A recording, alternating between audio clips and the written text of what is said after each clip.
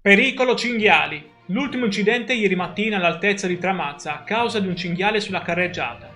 Io sono Matteo e ti ringrazio per essere qui sull'Isola in Forma.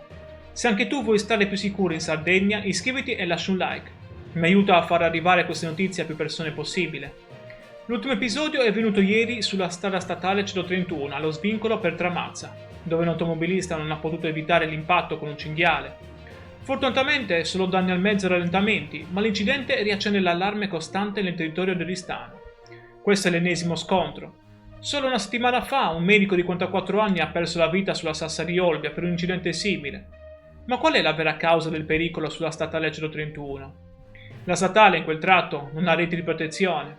Questo permette non solo a cinghiali, ma anche a greggi e cavalli di avventurarsi fino alla strada. Un problema di sicurezza pubblica grave in Sardegna.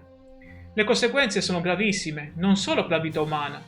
Gli incidenti con fauna selvatica costano alle casse regionali quasi 1 milione di euro all'anno in risarcimenti. Una cifra enorme che evidenzia l'urgenza delle estinzioni permanenti. Qual è la tua esperienza sulla statale 131? Se pensi che quella strada abbia bisogno di interventi immediati, iscriviti e metti like. Tu cosa faresti per fermare questi incidenti con i cinghiali? Sono curioso di leggere la tua opinione. Grazie di cuore per aver seguito questo aggiornamento. Dare voce ai problemi delle nostre strade è fondamentale per la sicurezza di tutti noi in Sardegna.